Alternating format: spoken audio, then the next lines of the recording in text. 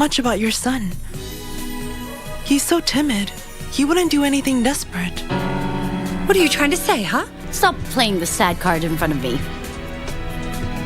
What you did is unforgivable. You didn't even get half of what you deserve. I heard it with my own ears. The woman who looks like Pinky was calling Mrs. Gao Mom. Ah, come on. You must have gotten it wrong. That's impossible. What I lost was more than my daughter and a piece of land. It's also my 30 years of life.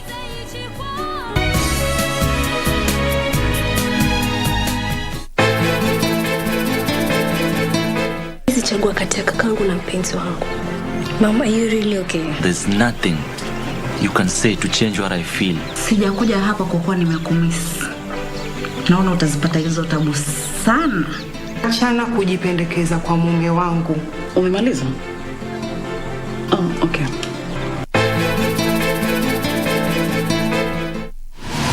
Log on to the KBC website at www.kbc.co.ke to get the latest breaking news, entertainment, sports, politics, lifestyle or business trends from Kenya and around the world. Never miss new episodes from your favorite TV shows, reruns and movies. Just stream online or watch live on your YouTube channel at KBC Channel 1 TV shows. For the day's biggest stories, trustworthy news and family entertainment, log on to KBC Channel 1. Watch what you want anytime, anywhere.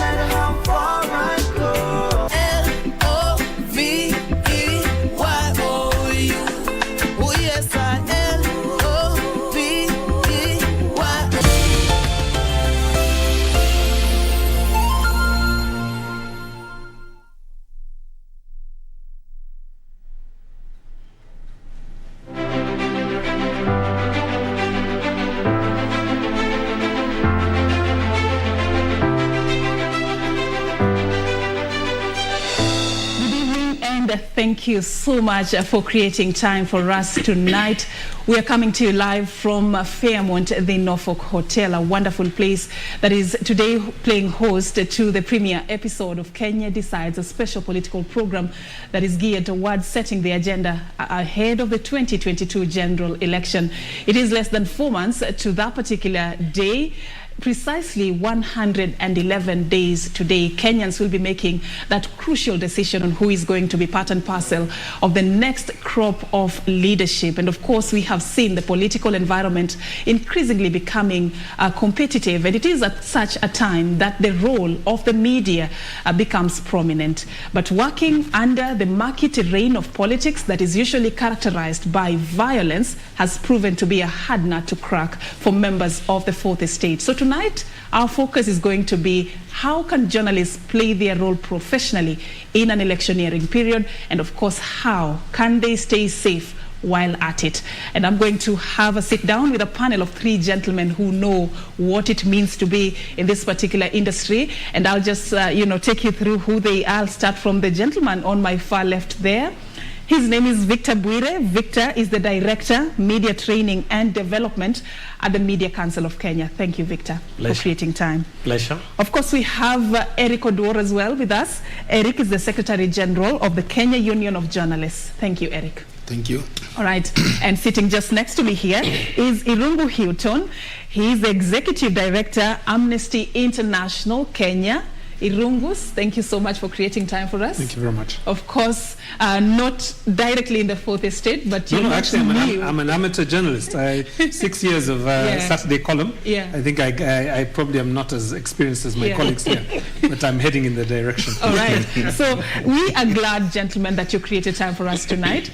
And we just want to start by looking at the general role that the media ought to play in this crucial period. And I'd just like to start with you, Victor. What is it that you'd term as the fundamental roles that members of the fourth estate ought to play at such a time? Thank you. The biggest to me is professional, responsible reporting that would lead to a fair, credible, and acceptable election. If media can provide a forum, platform, and for such a discussion to enable Kenyans, give them information that has integrity, information that's factual and balanced, to enable them interact, obviously interrogate, and be helped to understand much more about the candidates, the parties, and what they stand for, and generally what kind of leaders they want for this country, then media would have played that role. So to us, at the council, we are focusing on that. How do we help in whichever way to engage with the media to enable them report this election responsibly, professionally, to enable Kenyans make a decision on whichever leader they think fits them. And this will be based on what type of information that the media provides. So to us, we're putting that pressure that if media can do that professionally, provide a forum for people to discuss. Obviously, there are biases, individual biases. You are a Luo, you are a Luo, you are a whatever. But at the end of the day, we're all Kenyans, and we must manage these biases, however level, whichever school that you went to influences you.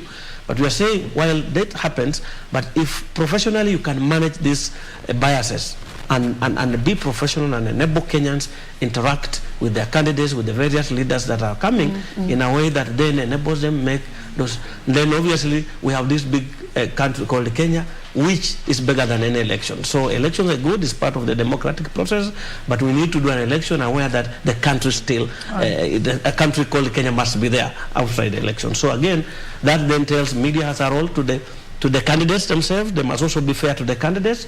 The issue of calling some candidates others and 2 horses and 3 horses is unfair.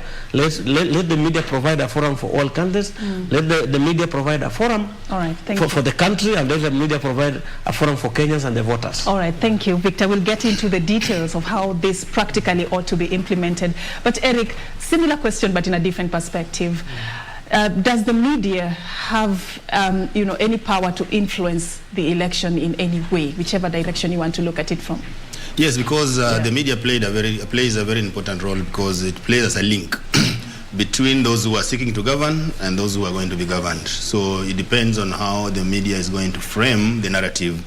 2, the media also acts as a watchdog. That means that the media is supposed to hold those who are going to or who are seeking leadership positions to account for their actions and also for what they are promising the electorate.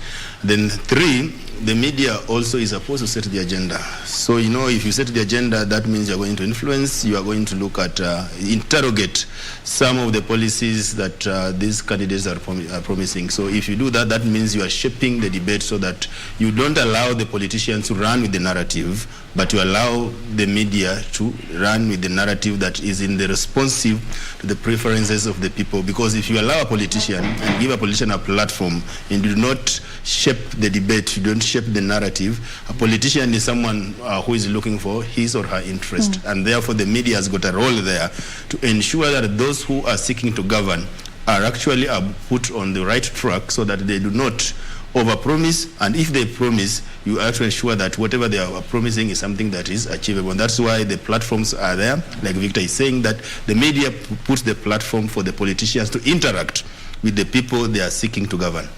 Yes. Irungo, to you, you have been part of, you have seen Kenya transition from one election to another, and you have seen the conduct of the media as part of the fourth estate and also otherwise. What would you say are the unique things that you have identified in terms of the hits and the misses in the manner in which the media has played the role that even, Victor and Eric have cited tonight? I mean, obviously, well, let me just start by saying, Kenyan media are actually very well, highly regarded across the continent. I mean, when I travel to West Africa, they talk about the professionalism of our journalists, and I know there are a lot of complaints about unprofessional journalism journalists, whether they are, available to be bribed, whether they are information officers for particular political aspirants or political parties. But I think the way that I see the journalists, and their role, particularly in this moment, is really that they are storytellers. They are essentially truth tellers. The investigative journalism is probably the moral compass of an open, democratic society, and that's what we have to hold our journalists to, really, to a standard that says, that they have to be fair, they have to be accurate, and they have to be informative. And I think they have to tell a story that raises hope. I mean, this is my own bias. I mentioned earlier on that, I've been dabbling in amateur journalism for about 6 years now, but almost without, I think I may have missed 3 weeks in 6 years. But I write really to wake up a country. I write to get people to think about their obligation as active citizens in a context where, we face very big problems, whether it be impunity, whether it be corruption, whether it be misgovernance, whether it be even simply voicelessness and marginalization. That's the role of journalists. The role of journalists is to create for the nation a blueprint of what it could be also. All right. I'll just stay on you, Irungu. If you look at how we have covered elections over time, are there things that concern you as a consumer of media content? What is it that probably you expect that has not really been met as a consumer of media content? Well, I think there are two big concerns that we must keep present for all of us. The first is that Kenya continues to slip in the world the Press Freedom Index. I mean, we've kind of gone from about 97 to 90. I think it was 102 recently. So we are a mediocre nation in terms of freedom of the press, given that there are only 180 countries in the world. So I think the first thing is we have to safeguard the space and the freedom of the press, first and foremost. And I think, elections are always moments where the press are targeted. And, just to give you one statistic, I think, Victor will talk a little bit about the study they've been doing. But, what I was really worried about was this time in 2017, we had something like about we had 8 incidents that affected 5 journalists related to elections. Now, I'm not going to steal the thunder from the Media Council, but I think if you tell us where are we at in terms of violence against journalists as we go into the elections, I suspect we're in a much worse space this year than we were in 2017. Yeah, it's unfortunate because it's just a few days before we mark the World Press Freedom Day, that is in May, and we are not doing very well when it comes to that ranking of press freedom. We've dropped from in position 96 in 2018 to 102 just last year. What could be leading to this shrink in media freedom from where you sit, Victor? One thinks, and one, people don't listen. And sometimes when people don't listen, it becomes a problem. Because how is the global ranking done? They look at the legal environment of a country. It's a ticker box. You remember that NEPA tool. And they look at us, and we have 21 laws that directly affect press freedom. So when we talk about Article 33, 34, and 35, those are just 3, but we have 21 against. So when we are being ranked at a global level, we go down because we still have laws like the Books and Newspaper Act 1972.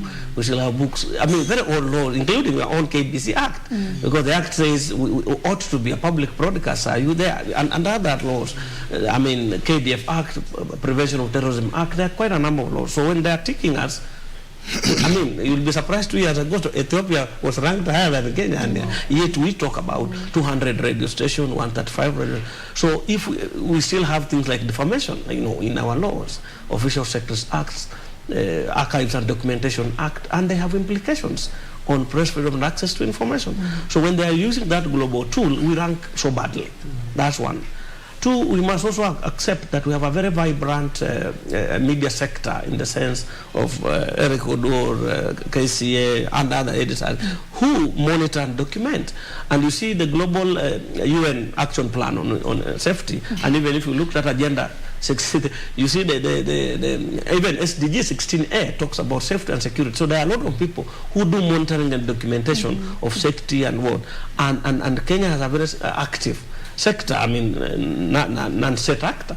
So they document these cases. So like you're saying, between January and today, We have more than 20 cases. 20 cases. Of just today. I mean, from this year, from January to up to today, like 20 cases. How many of those are yesterday, election-related or politically? Like today, we have 2. Yesterday we had 6. I mean, during the primaries, and this is where either you are denied access to information, you are beaten, you are chased away. I mean, you saw yesterday a tear gas was thrown to journalists in the middle of where journalists were sitting, just the primaries, and that already tells you that is just the violence. But look at even online trolling. You can't do any serious story against any of these big political parties without being trolled online. So there's growing self-censorship because you fear dealing with some of those. Then now there's the verbal intimidation. He can tell you have received how many letters from these big parties. Complaining just about intimidating. Not even sometimes it's not a complaint, because some of those complaints are not genuine, but just intimidating.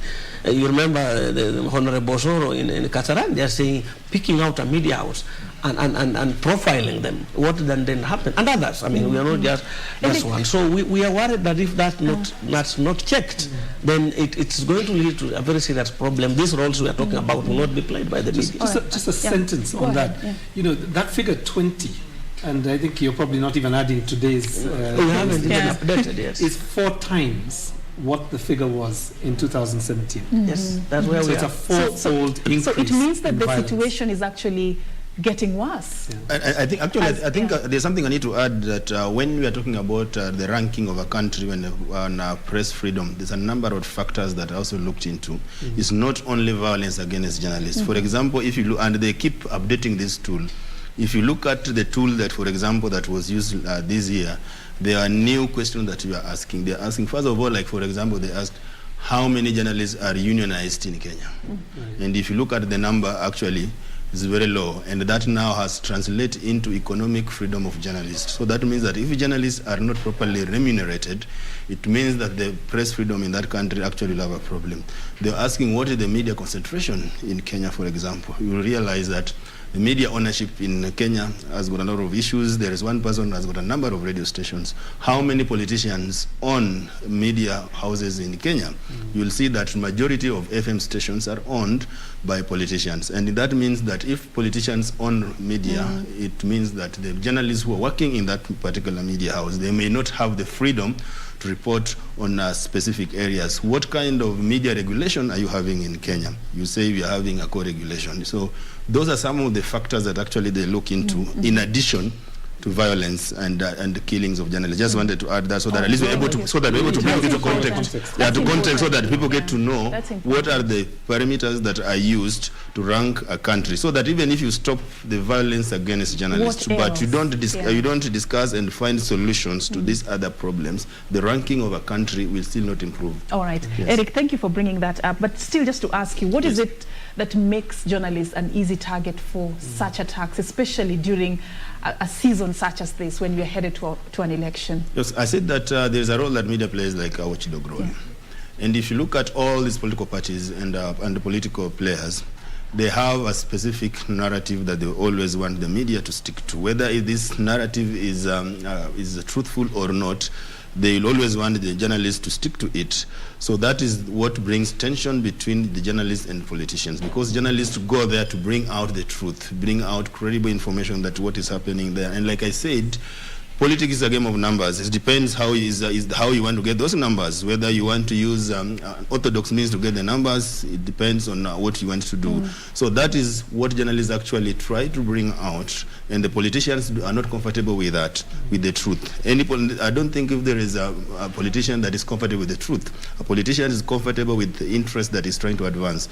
And these interests, sometimes they're always in conflict with the truth and the role of a journalist in a society. So when journalists take a different path to inform the public, like Victor said, we are supposed to give credible information that is able to help a voter to make an informed choice. So that's what brings conflict between the journalists and the politicians. Okay. So do you sometimes look at it in a different perspective, that even the journalist or the media house can sometimes do certain things to put themselves at risk, or to, sort of expose themselves to danger? Talk to us a bit about that. Yes.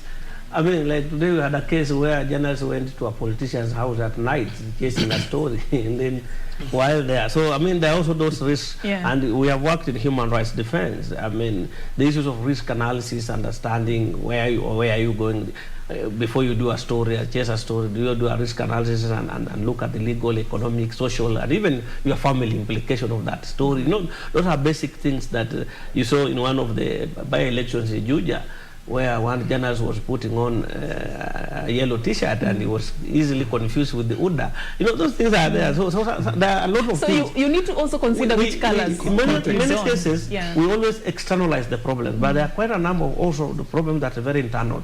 And that's why we're talking about this sensitization and training of journalists on how to take care of themselves. Because we notice also that journalists sometimes miss it in the sense of you are going to cover a political rally in Kamukunji.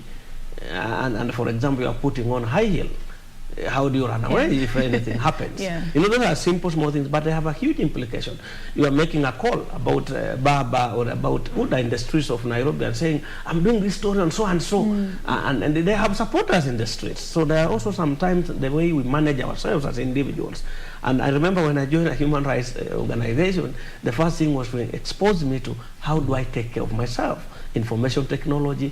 Everybody now is doing meetings on webinar, on whatever. But how many of us can take care of ourselves while online? So phone safety, physical safety, psychological safety. These are things that, because journalists work under excessive pressure, all this work we are saying, plus minus, what Erica said, minus good pay and those. Young guys who have just graduated from college at the age of 24, a graduate, joins KBC, is this fantastic anchor, everybody in the village and everybody sees them, but the pay, he can't pay rent, he can't pay what because he's not paid. So this guy lives under excessive pressure. And that and it affects somebody, sometimes your judgment. If you are going to work and your kid has not been gone to school or you have not paid your rent, then it affects your judgment, so that even as you go to Kamkunji to cover public rally, your mind is not that you're absent. So that impairs your judgment on risk analysis. Sometimes like this crowd. I mean, we have been taught in safety on how you can judge when a crowd is about to burst. People will start, you will see the frontliners, their veins coming out. You will see people starting to teach the police, Jingawewe. You know, you can, but if you are not present and your mind is so you need to be alert, even while at work. And present, alert and present. And actually, Victor, there is something that you need to also to add to. These cases, you know, we've lost journalists through poisoning. Yes. And you know, journalists like gathering at social places. And if you go there, probably you are going to hang out with the people you don't know. And there are these cases of journalists also being trailed. So sometimes after work, you need to go have a drink or take a cup of coffee somewhere. Somebody follows you and spikes your drink. So that, again, we also try to advise journalists that in such an environment, even where you hang out after work, also matters a lot, because we've seen journalists actually poisoned and actually lost their lives. But again, also if you are going out there, you are being exposed to areas where you know, like Victor says, there are some areas in this country where if you go there, you know that we are likely to have violence. You've never visited that place in your life, but now you are going to cover that place.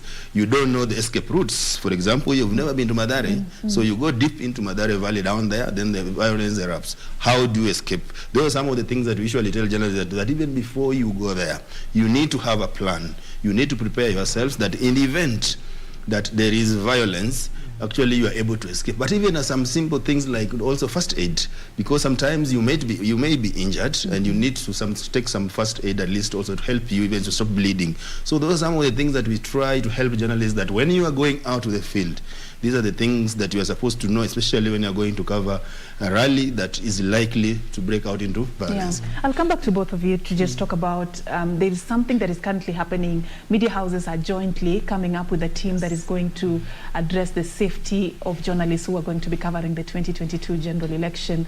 Just to talk to us about some of their priority areas in this plan. But to you, Irungu, you know, silencing the media through such attacks, through intimidation and threats, such as what we are talking about tonight, how destructive is this for an information society such as the one we exist in? It's very destructive. I mean, it's not just violent and a threat to the lives of journalists, it's also a threat to the very democracy that we have chosen to live in when we adopted the Constitution back in 2010. So it is a direct threat on our national values, and I think that's how serious it needs to be taken. I think there are two links I wanted to make. One is that I think, physical and cyber safety protocols are very important for journalists. And all the things that are very practical, including putting helmets and vests and evacuation procedures. These are critical for journalists. But the more threatening, the bigger threat to journalists is not really their ignorance or their lack of capacity. It is really an environment that allows for journalists to be intimidated, to be physically assaulted, to be bribed and essentially forced to write stories or to retract stories. And each of those are constitutional offences. They are also electoral offences.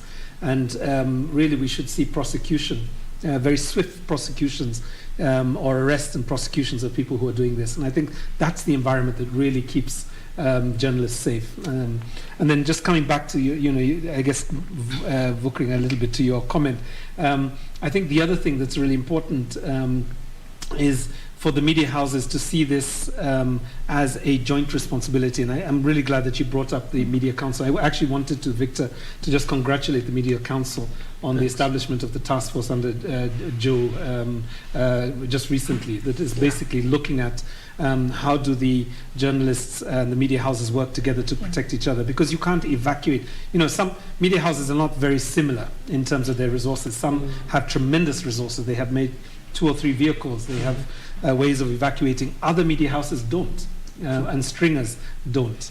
So it is really important that when they evacuate a journalist, they take all the journalists with them if they need to. And I think that's what we're looking forward to seeing under the Media Council. I'd just like you to pick up from there, because yes, it's really critical. The discussion is that there have been safety protocols. We have had a national safety mechanism to evacuate journalists. We have been working on this in 2014. What we are also doing, just again, like you said, elections come with a lot of pressure for everybody. And we needed to get that support at that highest level. That journalists, while each media house has a safety protocol, we have a national safety, but how do we bring again this debate back to the special editors in chiefs and the rest? So some of these decisions, they need that goodwill from that bigger. So there is a task force obviously headed by Joe Ageo and the rest, and their work was to review the existing protocols, put them together and reduce them into a pager, a practical thing that can be done, so that away from we should provide, for example, protective gear. What is protective gear? So that we reduce and say we have some 10 points or 9 points that during this election time, if, for example, the first bit is that if somebody threatens one journalist from KBC or profiles them, if they decide to leave, they leave across all the media house. So it's not KBC that has been attacked, it's all the media house. So sort of like a media boycott on that. Yes, that's what we have said. Yeah. The second thing we are saying, for example, like you correctly mentioned, if, for example, something happens here and KBC Nation have vehicles, but there's somebody from Pamoja FM who doesn't, please remember to carry a colleague. Don't run away and leave a colleague behind, because we may not have the same capacity as yourselves. So that awareness, and many of them were raising that, it's the directive from the editorial guys that you don't pick a colleague from another media house. And that's why we're thinking if we brought together the same now people who make that decision to see the importance of moving across media house. If we went, for example, to a press conference and KBC has been singled out, it's easier to remove your logo and leave, but you will get the same clip from another colleague, so that you don't continuously engage there and injure your life. Right. So that's kind of the things we're talking about. I have a different opinion, although what they are doing is also good, commendable, and is supported. But I think we're having this problem because we shift responsibilities to where they're not supposed to be. It is the responsibility of the media owners to offer protection to the employees, because that was the law requires them to do. But what we've seen, the trend is that the responsibility of protecting journalists is being shifted to media support groups like MCK, KUJ, KCA, Editors Guild. But the people with the primary responsibility, as required by the law, is the media owners who are supposed to offer all this protection, and even the safety protocol requires them to do that. So to me, I think as we also pursue that, the task force to support it, but at least we must also rope in the media owners so that they are able to offer the support to that task force and also make the commitments that they signed in that safety protocol. Otherwise, we still have these problems if we do not take responsibilities to the people who are actually required to offer that protection. We don't treat the right problem. Exactly. Let me just just follow up on that a little bit. Let's open this box. Yes. What is it that is the role of a media house or a media outlet in ensuring safety and security of the journalists who are working there? I'll start by saying that I think we do not have gaps in the law. I think that stopped in 2007 when we passed the labor laws. And there are two specific laws that give responsibilities to the media owners as employers. There's what we call Work Injury Benefit Act, that requires that all employers, including the media owners, because journalists are employees, that they must put in insurance cover for the employees. And that's why I know even like KBC, you've got a group personal cover. I know there are a number of media houses that have got that. But we're having a problem that there are some specific media houses that are not offering that kind of protection. There's another law that is called Occupational Safety and Health that also requires that the employer, and in this case, the media owners, that they provide a right environment that the employee is supposed to work in. But at least from this case, they are not doing that. That is why whenever you see a journalist has been injured, instead of seeking help from the immediate employer, they look for MCK, they look for KUJ, they look for any media support group. So that's why I'm saying that at least time has also come that we must also put the blame and the focus where it should be, so that we work as a group. We do not allow employers to run away from the responsibilities of protecting journalists and offering the protection that they need while they're in line of duty.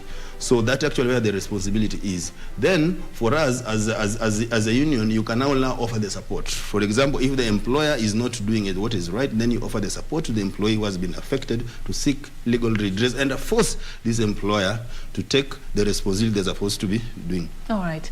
I'll come to you, but just very quickly, Victor, there's this clarion call of working together and ensuring safety and security of journalists. What is it that has been done, again, in terms of just coming together as stakeholders in the media and sending that strong message to those who are responsible of compromising the safety and security, and just sending that strong message of it is not going to be business as usual? What is it that has been done in unison? Just something that has been done. Thanks. You know, one of the funny things is that the media owners, they are investors in banks, in hospitals, in media. Why is it that in their employers in the hospitals or banks, they pay them very well, there's no challenge? But when it comes to media, the same person who is an investor, you know, what changes? And these are all graduates, if it's in banking, I mean, so that has also been troubling. Why do media owners then shift? Is it the media owners or is it the managers? Because sometimes you also want to ask yourself, but like Eric works, I mean, other than SG, he works for National Media Group. He has never interacted with the Aga Khan, who is the owner of that media house. He's the editor he interacts with, who employed him, who interviewed him.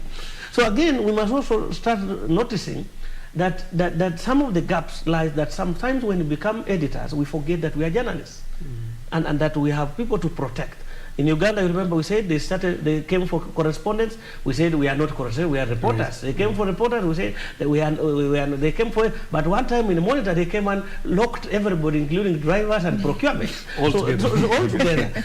So these things we must also watch and see how. But what we are saying, true, we are working on something. It's not that we are not doing something. One of the challenges in the 3 Ps, the UN Action Plan on protection, prosecution and promotion, has been like the case we are having today. That also the bigger responsibility is we lack support from the journalists themselves, the victims themselves. And sometimes we push some of them, and he can tell you have gone to court many times. You go on behalf of a journalist. They even refuse to go and sign statements. So like one of the cases we wrote to the Inspector General, 19 cases. Out of 19, only 2 journalists were willing to pursue those cases. There are some that were withdrawn out of court consent. Because there's a very big concern about, yes, there are cases that have been reported, but how many convictions have been secured. Now that's what I'm giving you the challenge. Journalists have died. There are others who have lost their life in line of duty. The Busia case. Busia, at least we prosecuted, was done. The Mondo and Franklin Buire case against goons there. There was a case that was finished well in Siaya. You remember that? Yes, Bondo. Yes. Then there were cases like Sam Gishere. You remember the old cases. Vincent Makori, which compensation was a challenge, but at least we have had those 3 compensation. The biggest challenge, and he will tell you, is that there's a process of how you can prosecute a case. Now, when, for example, you go up to a case and you hear the journalist telling you, they sorted me out, we cleared that guy. So it frustrates. Out of court settlements. I remember the DPP one day asking us and KUJ and Kenya said, give me any 2-3 cases. And you see, and when we're calling, everybody says, I sorted that thing. But sometimes I understand, frankly, you are a correspondent in Busia or Moranga, for example. That is your home, because most of the correspondents work in their home counties. That governor knows you. He even paid a bursary for you when you are in school or something. Now you have a case against him or his security or something. So he starts saying, but you see, if I pursue this case against this guy, where will I go to live? So sometimes journalists push out, not because they like, but because this is the same source that you ought to be interacting with, but you have also sued him at the same time. Sometimes they offer you transport and lunch whenever you are going to cover them. So how do you survive? And coming back to what they were raising, if we don't look at the economic status of journalists and ensure their viability, the welfare is taken, it becomes even this freedom we are talking about. If somebody, while we are not justifying it, but practically, if you have not paid your rent for 2 months, and you have this good store on public interest, but somebody is telling you, I'll pay your rent for 2 months. So you're also stuck in that. Not that you are supporting it, it's wrong. But practically look at it. That this is a guy who has 2 rents arrears, but he has not been paid. And the editor is happy saying, I have journalists who work for 6 months, I have not paid them, but I see them driving very big cars and big phones. It's like, you need to query why. Why would somebody drive a big car and they're not on salary? Thank you, Victor. So we must by all means prioritize the payment welfare of journalists to ensure that they also work in a way they can deliver these things we talk about, free, fair, professional journalism. It affects them in a big way. Exactly. That's what I was saying, that it's very important also to have this conversation with the right people who actually also hold the key to the solutions of some of the problems that the journalists are actually facing. If we also don't hold them to account to ensure that they are able to deliver on what is expected of them as an employer, then there are some of the things that we're talking about. Actually, somebody said that we're just being utopian. We are in a different world. Yes. And statistics are there. I want also to hear from Irungu, because the question I asked earlier concerning what is it that will send a very strong message that will stop these attacks, this intimidation and threats of journalists. What is it that you feel even stakeholders need to do to kind of stop this trend that we are witnessing? We are not doing well as a country. No, I think the first thing is we have to eliminate the fear of journalists seeking justice. I think once you eliminate that fear, then there is the potential for prosecution and there is the potential for conviction. If you don't have a sense of a readiness to report, then actually most of those cases will collapse. I don't believe that they all should collapse, in the sense that I think the state, and this is maybe where I'll disagree with Eric a little bit, if I can muddy the water a bit. So we've heard from the Media Council that actually they are taking it as their responsibility to protect journalists, and I think that is correct. Eric is making an argument that actually it is the employer's responsibility. I will muddy it a little bit by just saying that actually the state has the primary obligation to protect and keep journalists free from intimidation and violence. Again, these are legal offenses. They're not, they're not trade practices. They're not social conditions. They're actually legal conditions. So I think the first thing we have to do is we have to reduce the fear. Secondly, I think we have to increase the sense of fear in those people who would want to hurt journalists. And the only way you do that is to demolish the impunity that currently exists. It is shocking that we have not seen as many convictions, or we have not seen more convictions of the cases that we've been talking about. And, electoral malpractice, corruption, intimidation, misgovernance, these are all worthy of journalists' attention. right? This is the work of journalists, is to point out that there are thieves among us, that there are people who are I guess they are misgoverning us. That is their role, right? And I think the more that you can give journalists the confidence that they can do that and be protected by the Media Council and other media support organizations. Amnesty, we provided protection for journalists after a very graphic expose of back in 2020, I think it was. But also the Kenyan Union of Journalists has an obligation to its members, right, to actually represent them. And I think, as you said, so do media owners. Yes.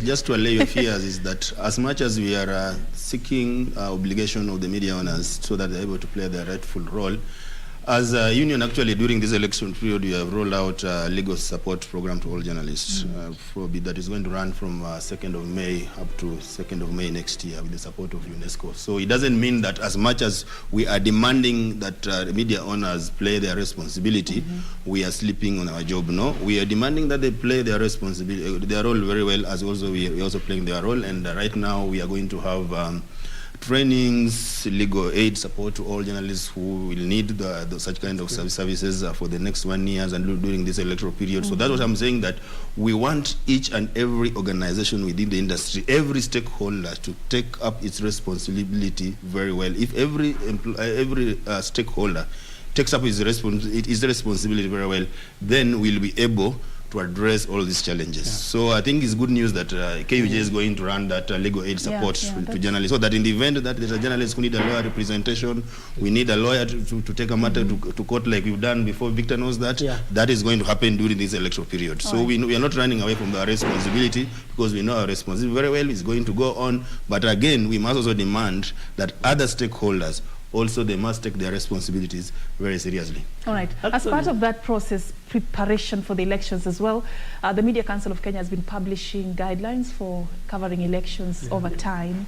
The 2022 one is already out. Maybe you can also talk to us about some of the things that are being done too. I mean, in addition to what we are saying, actually there are some discussions to have a chart, not a charter, but a commitment before IBC and the registrar of political parties, for those parties to sign. They have leaders to sign and commit that those who are not, who will allow journalists to be injured or intimidated in their rallies, should be one of the reasons for disqualification. So we are having a discussion around that with the IBC and our other colleagues to see how do we raise this matter to the highest level that it can be a consideration for disqualification.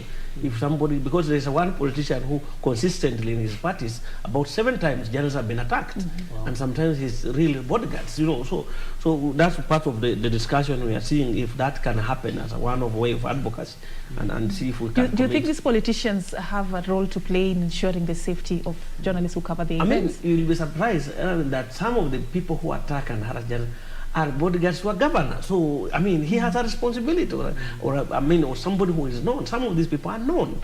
Some of these things are consistent.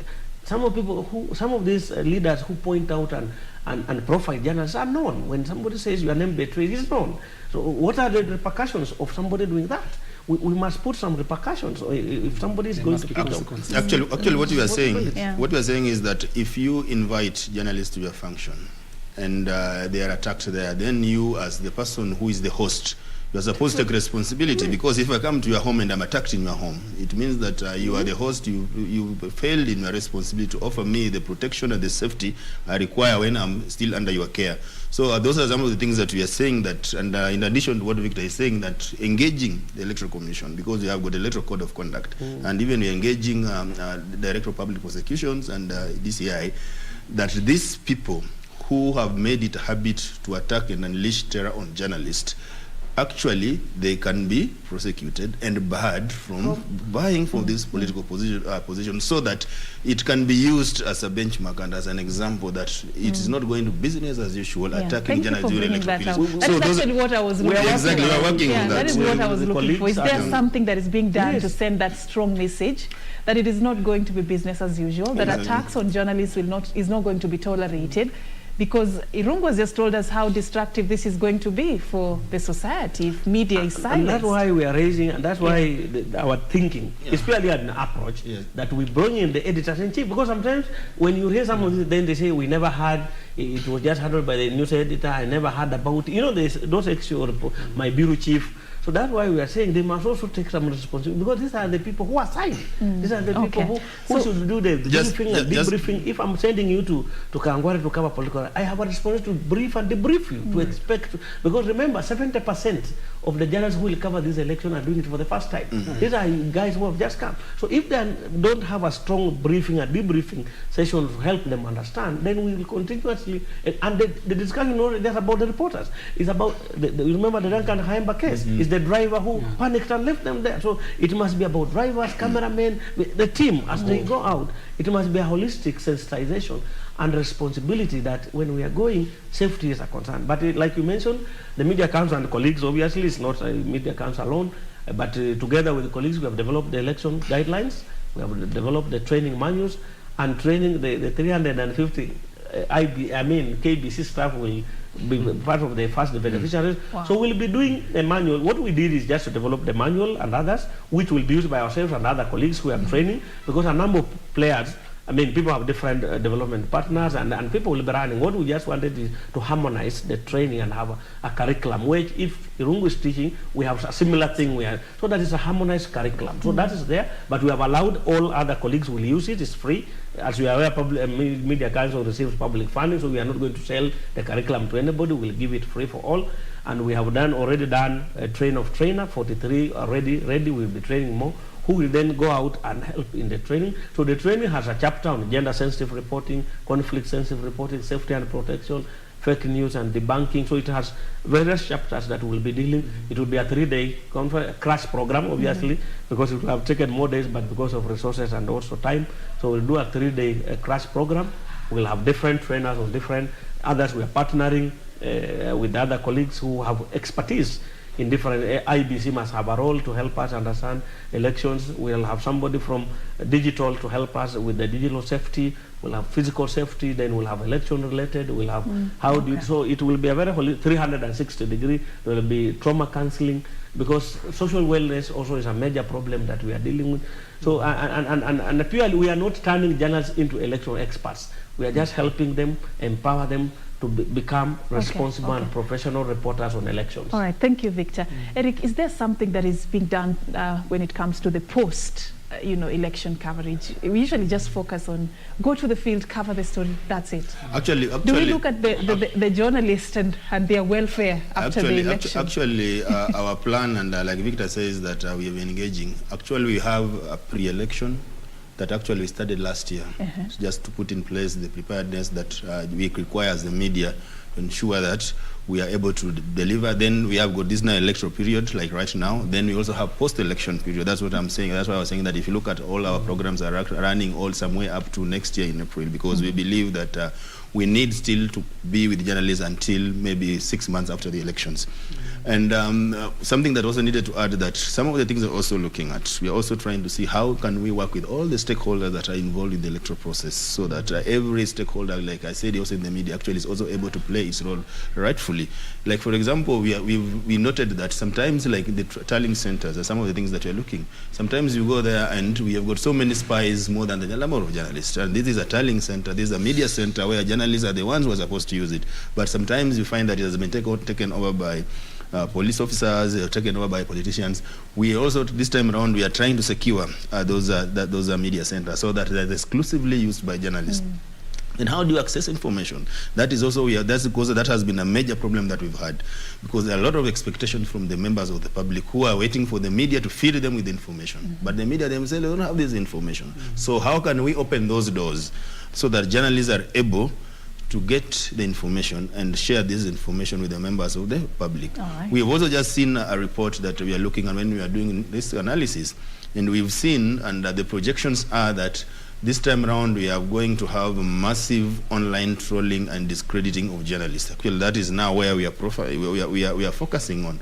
Politicians and political parties have invested hugely in online discrediting of journalists and trolling of journalists. So how are we going to do that? And that is why We're also establishing fact-checking desks, and just to ensure that, and enhancing the media monitoring, just to see that we're able to know that what is it that is going on that we need to flag out. Because sometimes what you've seen right now, what is going on, they get a logo of a media house or a picture of a journalist, they put their fake news, some misinformation, then they start spreading it out there. So for the purposes of discrediting that journalist. So we've made sure that we've got mechanisms to ensure that immediately that happens, we are able to flag it out. For example, they can use your picture, that this is from KBC and this is what you are reporting. When they know that they're misinforming the public for the purposes of discrediting you. So those are some of the things that are looking. And what I can say, just to summarize, that this time around, I think the media is better prepared than we've been prepared before these elections, because we started early last year. By June last year, we had already started conversations. We already identified what have been the weaknesses, what were the gaps in the past elections, and put in mechanism to ensure that journalists are able to deliver on the expectations that members of the public require them to give them credible information. Thank you, Eric. Unfortunately, we are running out of time for this conversation. I'd like to give you all a chance for your closing remarks. I'll start with you, Irungu. As we head into this election, it's just 4 months, less than 4 months away. What is it that you'd leave us with in terms of how the media ought to package information around election for it to be effective in helping Kenyans make informed decisions? Well, I mean, obviously, good journalism is accurate, it is truthful, it is impartial. That is what good journalism is. So that's the first thing, I think, for our journalists and media houses, to make sure that they put in place various ways of verifying stories and making sure that the stories are accurate when they go out there. The second thing also is sensitivity to the context. We've talked a lot this evening about how dangerous it is to have exaggerated, wild, divisive comments. And there is a temptation in the media also to want to be first to break the story and to be as polarizing as possible to get the clicks and so on. And I think that's dangerous in the environment that we have at the moment. The last thing I wanted to just say was that, you know, I think the state and the various state agencies, including the Communications Authority of Kenya, have an obligation to keep the space open for media houses and for journalists. I don't believe, for example, that media houses should not host gubernatorial debates or presidential debates. I think that is fundamentally what journalists should be doing. That's fundamentally what media houses should be doing. But I think it is also important that state officers do provide protection for journalists at this time. And there is no, there's no excuse, I think, for journalists to be beaten, tear-gassed, or arrested arbitrarily while doing their work. All right. Eric, your final thoughts. Yes, my final comments are that I think we are prepared.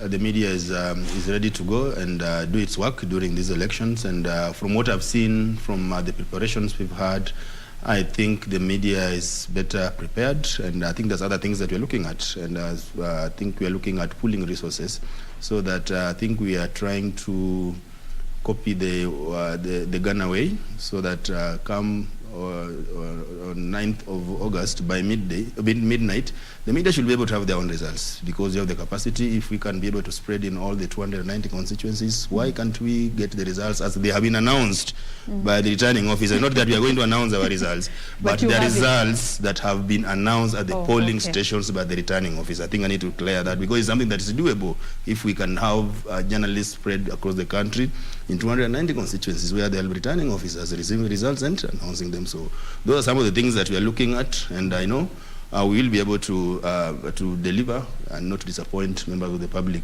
All right. Victor? Journalists are not contestants in this election. Let them just do their work of reporting, interpreting, providing watchdog, and providing agenda setting. Once they do that, they remove themselves as contestants.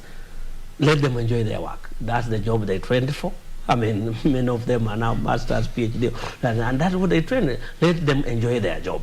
I mean, we must stop this intimidation, harassing, trolling, so that we allow them give the best. Like Irungu said, Kenya only competes with South Africa and Nigeria in the level of quality and training of journalists.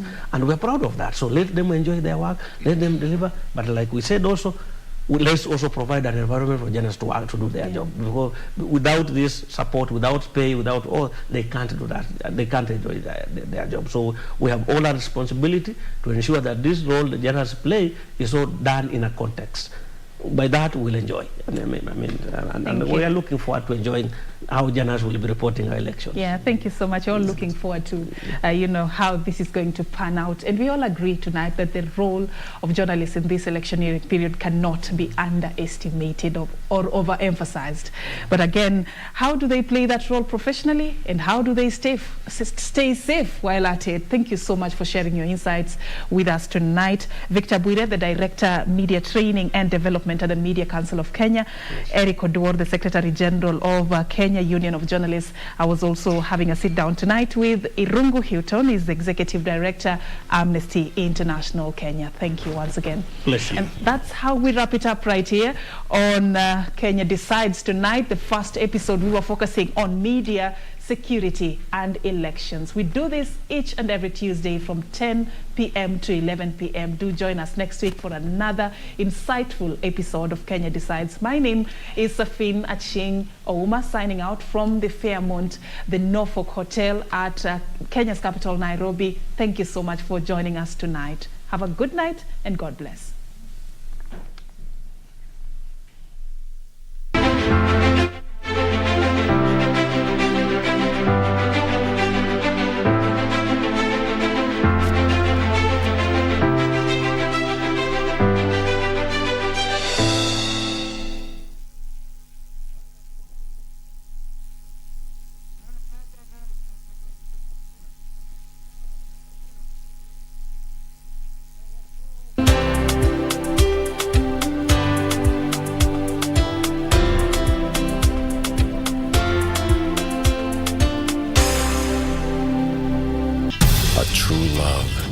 Family will be the main hardship to achieve happiness. Well, I understand it, Mom, but I don't want to break up with Adrian. Paulina will have to confront her own father. And Adrian will suffer due to his sister Julieta's obsession. No! Not with her! No! Not with her! No! Paulina is the woman I truly love! No! But regardless of jealousy and intrigue... Karen, open the door, please! They will fight for their love. Until the end.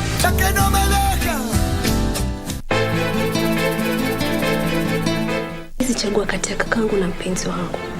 Mama, are you really okay? There's nothing you can say to change what I feel. Sijakuja hapa kwa kuwa nimekumisi. Naona utazipata hizo tabu sana. Achana kujipendekeza kwa mume wangu. Umemaliza? Oh, okay.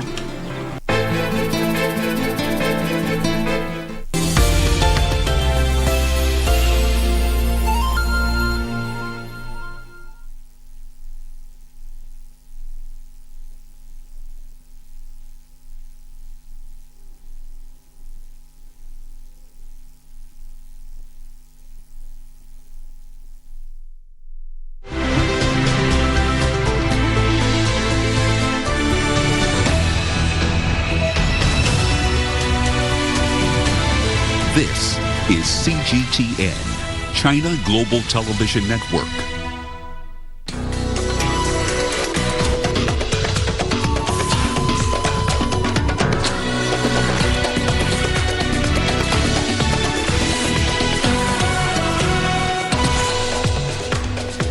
Troops sent to South Africa's flood-hit region of KwaZulu-Natal as the search for missing people continues.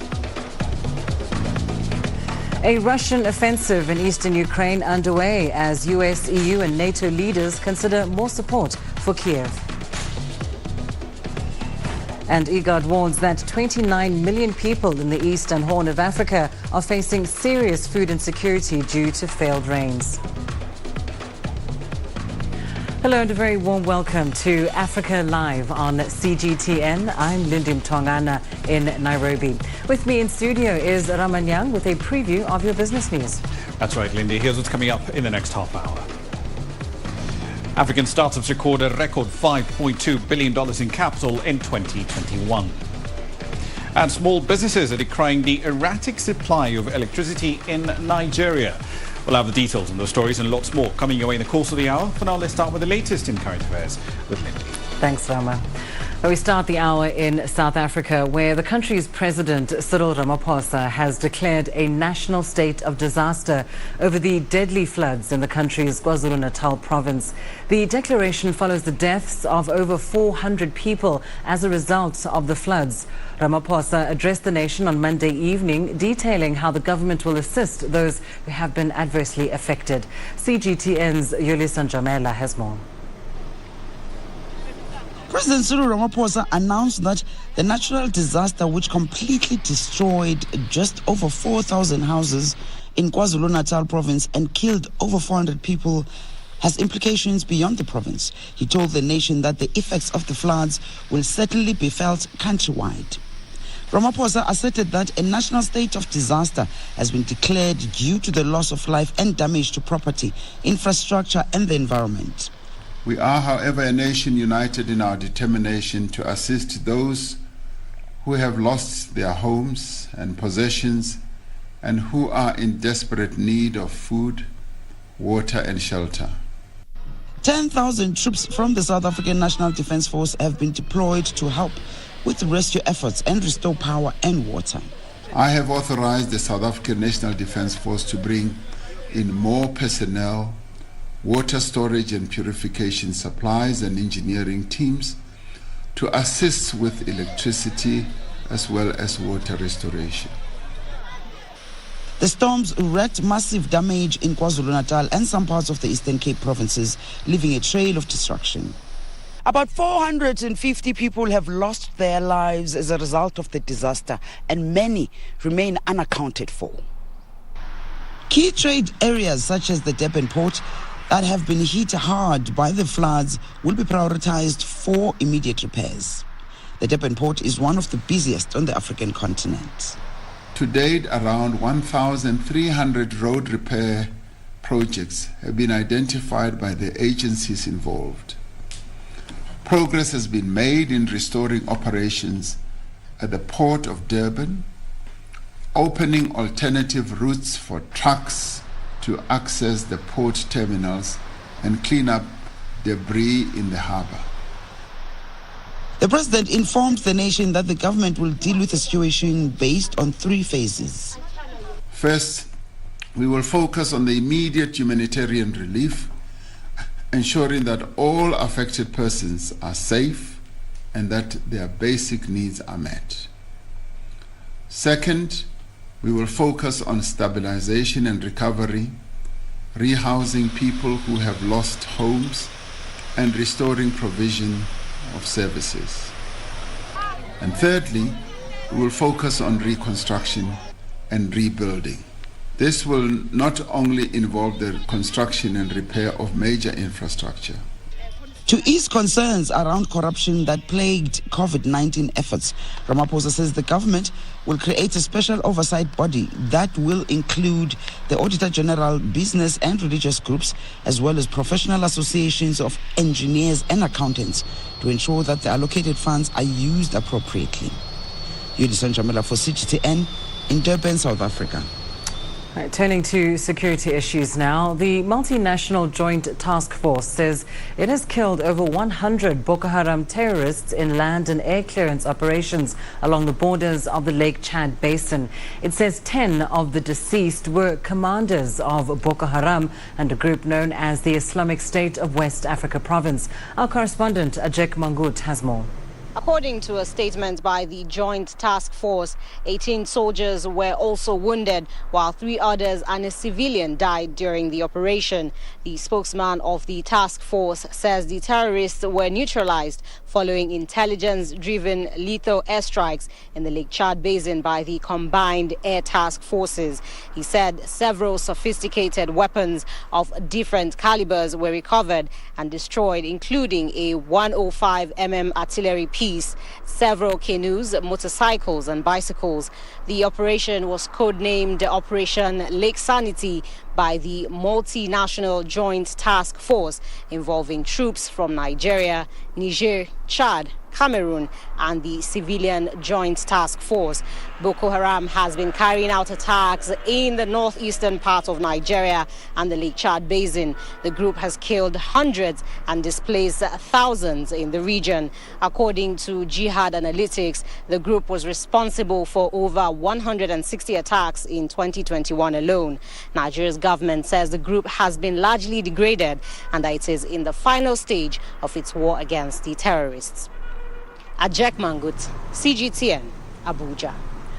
To Afghanistan now, where 4 explosions hit the country's capital of Kabul on Tuesday. Police say bombs went off at a boys' school in a Shiite Hazara neighborhood. Blasts occurred as students left their morning classes. Another explosion struck as a crowd gathered to help the victims of the initial attacks. At least 6 people are reported dead and many others wounded.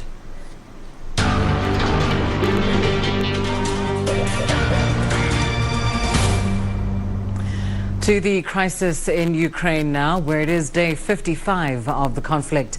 Canada has announced it's imposing sanctions on 14 close associates of the Russian regime, including President Vladimir Putin's 2 adult daughters. Meanwhile, Kiev says Russian troops are attacking the entire eastern front.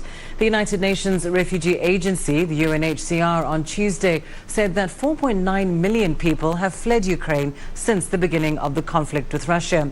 UNHCR spokesperson Shabir Mantour called the exodus the fastest growing and one of the largest refugee crises seen in Europe since the Second World War. The Prime Minister of Poland visited Lviv, calling for more military aid to Ukraine and tougher sanctions on Russia. His visit comes a day after Russian missile strikes reportedly killed 7 people in the western city. In Ukraine's eastern regions, evacuations have been suspended for a 3rd day after Kiev and Moscow failed to reach an agreement. Russian Foreign Minister Sergei Lavrov says Moscow is initiating a new phase of its military operations in the eastern Donbas region. Cities and towns are being pounded by artillery. Authorities in government-held areas there have called on residents to escape any way they can. Ukrainian President Zelensky said Russia's large-scale offensive in the Donbas region had begun. And yesterday he went on record as saying, I'm quoting, that we can confirm that Russian troops have begun the battle for the Donbas, which they have been preparing for a long time. A large part of the Russian army is now dedicated to this offensive. And Zelensky also said no matter how many Russian soldiers are brought here, we will fight and we will defend ourselves. I'm in Donetsk right now. My location is about 15 kilometers away from the front line. We have been hearing more bomb blasts over the past few days, especially since last night. Now in the streets of Donetsk, it's almost empty. Many shops are closed and people don't want to venture out. We know the two sides have been attacking each other over the past few days. There were reports on Monday that Russian forces carried out missile attacks in parts of southern and western Ukraine, including in the city of Lviv, where authorities said at least 7 were killed. And today, local time, a village in Russia's Belgorod was bombarded by Ukrainian forces. No casualties have been reported yet. We know this is not the first time that Russia's Belgorod was attacked by Ukrainian forces. Now, Mariupol, about 3 hours drive from my location that way, again attracts much attention. The spokesman of the Donetsk Armed Forces today said they have started to attack Azovstal, the last pocket that Ukrainian forces have been holding. Russia's defense ministry about 2 days ago gave the Ukrainian forces hiding in Azovstal an ultimatum to surrender. Zelensky went on record as saying that if Russia annihilates the Ukrainian army defending Mariupol, it would be impossible to continue peace talks. But now, peace talks between Russia and Ukraine have deadlocked. Li Jianhua, CGTN, Donetsk. Meanwhile, Russia has issued another ultimatum to Ukrainian forces in Mariupol. This after the first one failed on Sunday. Stuart Smith tells us more. The Russian MOD has once again published another ultimatum to these troops. At 1 o'clock local time, it is saying to these troops that they must raise a regime of contact will be established. Russia and links with these troops in the Azovstal plant will be maintained. At 13:30 local time, they have been told they must raise white flags throughout the whole of the plant, and DPR forces, Donetsk People's Republic forces, will raise red flags. indicating that communication has been established. They will then have 2 hours to leave the plant, leaving all ammunition and weapons behind, and they must come and give themselves in to the DPR forces. Now, the MOD here, the Russian MOD, says they do not believe that these soldiers will be given an order from Kiev to surrender. They are therefore saying to these troops that they should make their own decision to come out. If that doesn't happen, that same implied threat again, that they will all be killed if they do not give up and surrender. In other developments, the Russian MOD has issued its usual morning statement about its activities overnight, this time reporting that on Monday, indeed, there was a high-precision missile strike in Lviv in eastern Ukraine. This was to target a logistics center which had been taking in weapons from the United States and the European Union from Poland, getting them into Ukraine. Russia says that destroyed 6 days' worth of supplies for Ukraine, and also that a facility, an ammunitions depot, was targeted near Kiev. Well, as fighting continues in Ukraine, the country is trying to deal with more than 7 million people who've moved to other parts of the country, hoping to find safety. The number of internally displaced is rising steadily, with aid groups and volunteers providing what help they can. Nick Harper now reports from western Ukraine, where towns are struggling to keep up with the influx. In Ukraine's west, far from the front lines, it's easy to forget this is a country in conflict. In Uzhhorod, people are out walking, visiting cafes, doing their shopping. But this has become a town of refuge for tens of thousands of people who've fled here since the fighting began. Bogdan Efomenko and his mother have just picked up their latest free supplies from one of the collection points. We've been moving from hotel to hotel for 1 week so far. We haven't found an apartment yet. We're still looking for one. Maybe in 2 days we'll move into a hostel. They escaped Kharkiv in the northeast, where they'd spent a week living underground in the city's subway tunnels. It's my father. A disability prevented Bogdan from signing up to fight.